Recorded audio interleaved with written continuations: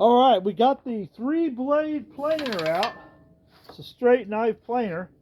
I had some really nice looking maple. I built quite a few centerpieces, serving trays out of this stuff, and pretty much sells as fast as I make it. I cut it in half because it won't go through the planer. Plus, cutting it in half and planing it, getting the stress out of it, and then re-gluing it back together. Then that really helps to keep it from big wide pieces from warping. So I ran it through the planer a little bit. The wood's not super dry, but it's not super wet neither. It's around 15 or so percent. We're going to use some wood juice on it, but I'm just trying to knock it down, get it a little bit thinner, and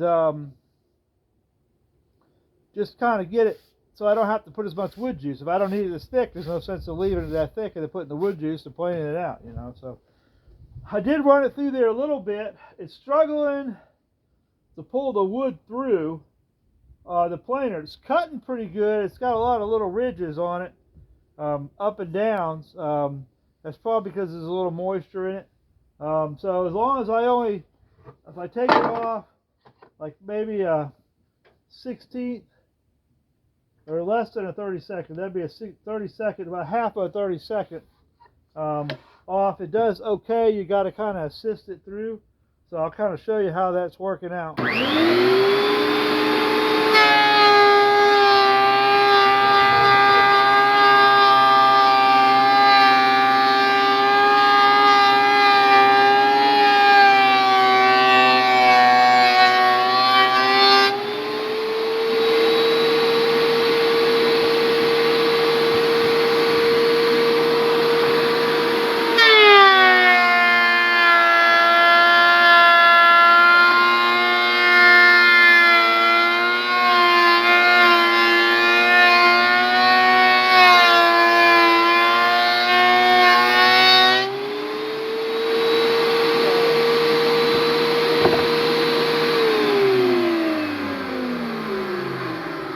See how you kind of help it through, and it's not all the planer's fault. Okay, guys, I got Grizzlies and stuff planers up at the big shop. Okay, and even that spiral head planer and stuff. If the wood is not really dry, it's got a little moisture in it. It's lifting a little bit. It doesn't pull it always through. I have to help it even on those big commercial planers. So don't knock Win or this unit because of that. Because I can put some dry stuff through, and I'll do that here during the whole thing. I just was working on these, and I figured I'd bring it along while I'm doing it. So don't go, oh my God, and start getting mad at the machine. Okay, if it's semi-wet wood and it's raising, it vibrates, and the wheels just don't grab it. But anyways, let me kind of see what we're going for where it gets glued back up. I got to run it in the joiner. This actually was reversed. It was the other way around, but when I looked at the design of the little puscules on the side, it didn't have any on this side. So by flipping it around like that, and I run it through the joiner, now it's kind of evenly spaced as far as the design features on it. So that's something fun you can do, just flip it around. So let me go grab a piece of dry lumber, and we'll send some stuff through it that's a little better. We'll see how it does. If it doesn't work, it doesn't work. So then we're going to have to question Win about that, but I'm pretty sure it'll be fine. All right, here's another example. Now this isn't perfectly straight. This is like I like to use the 3-blade planers. You don't want to use your finish planer, and you just got to kind of slowly work it through there. It's going to be a little twist in it. The joiner works good for doing that, but I don't have one wide enough to do this here. So it's just high and low spots, but we'll see how it does. We'll see how it does.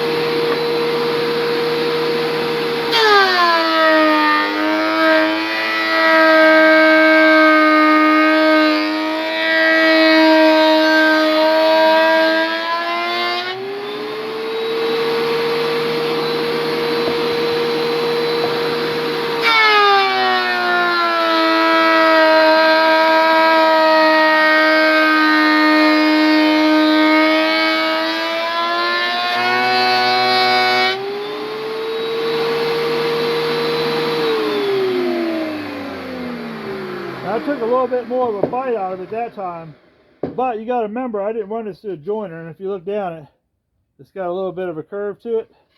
I'll probably have to take these up to work, but if like it's bowed, you know, it's not the planer's fault if it doesn't drive through, so don't blame the planer if your board's off a little bit. But you know, this is a good way to kind of get it roughly down to what you want.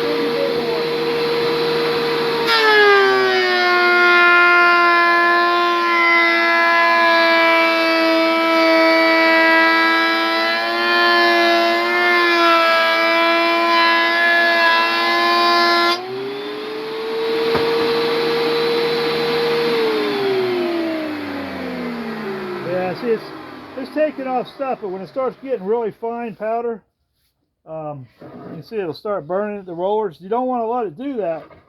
I was just taking this off, for example. See some of that darkness? That'll ruin your rollers. So, as you noticed, as we got into the wood, I started having more of a problem with it. Well, I probably took an 1/8 inch off of this. It's probably wetter inside. So you just take these suckers, you put them aside, and let them sit out, you know, not on top of each other. Let them sit out overnight and dry a little bit more, and you can probably run them through there again without any issue. You know, kiln dried, even though you might get kiln dried wood, if you got it out and it's out in your shop or it's in your garage or whatever, it's going to gain the moisture back to whatever the relative moisture is outside.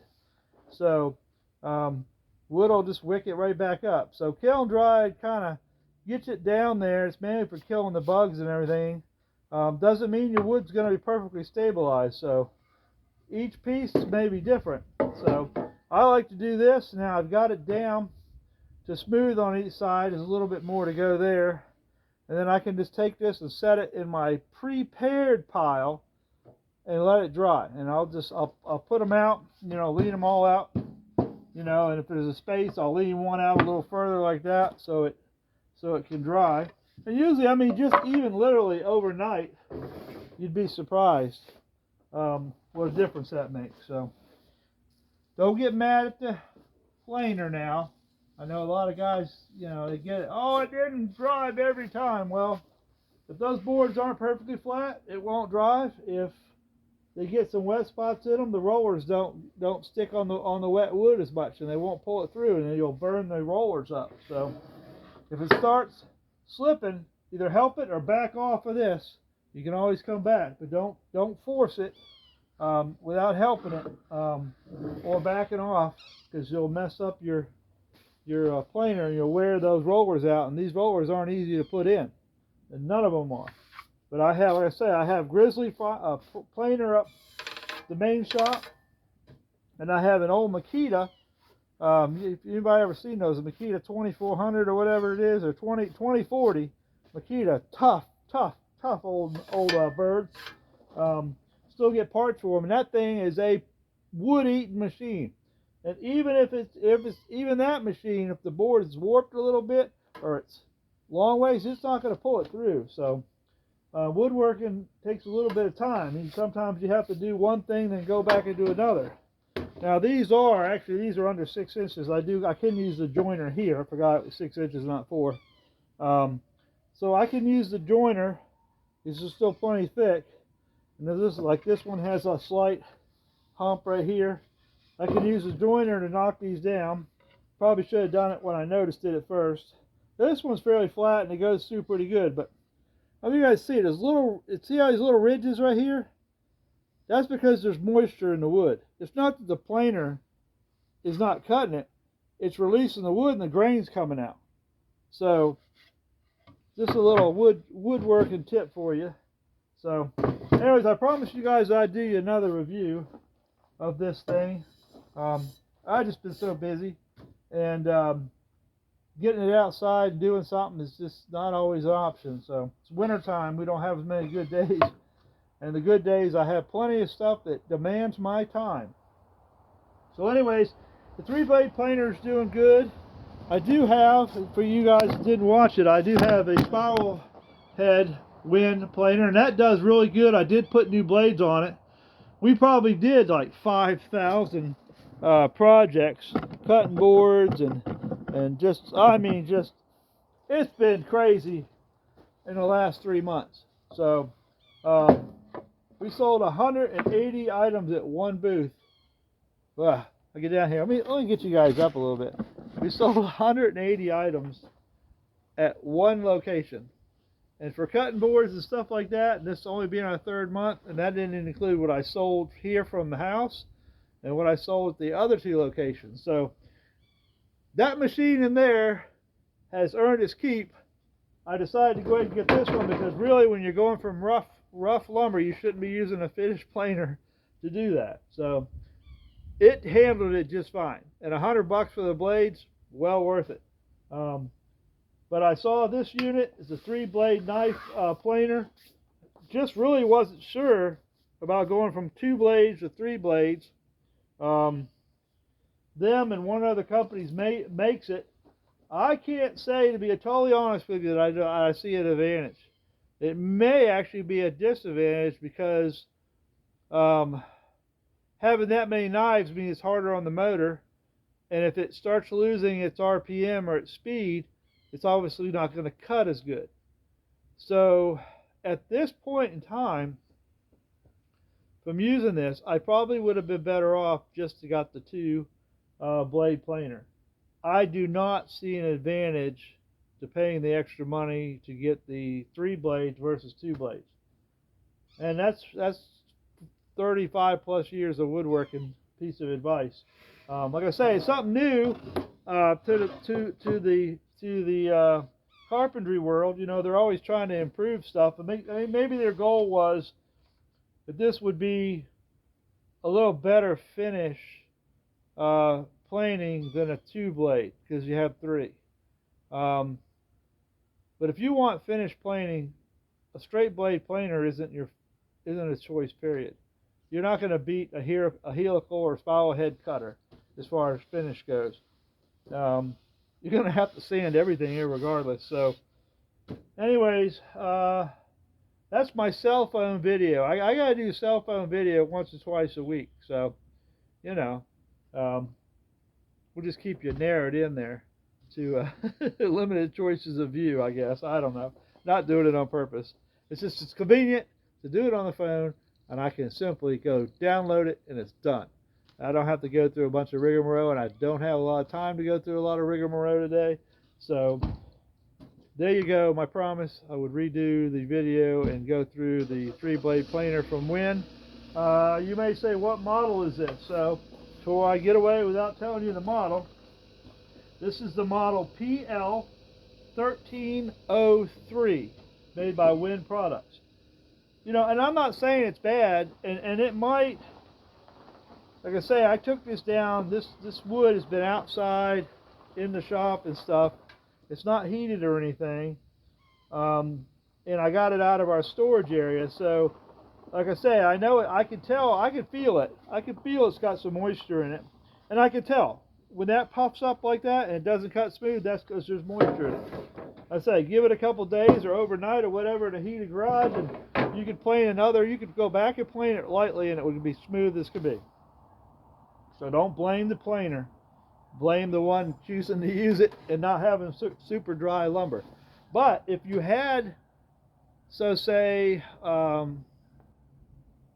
semi-dry lumber, and you didn't want to spend the extra money to get the helical cutter, then I don't know. We're going to have to keep doing more review. I'm going to have to try this with some other wood I got in there when I get to that project.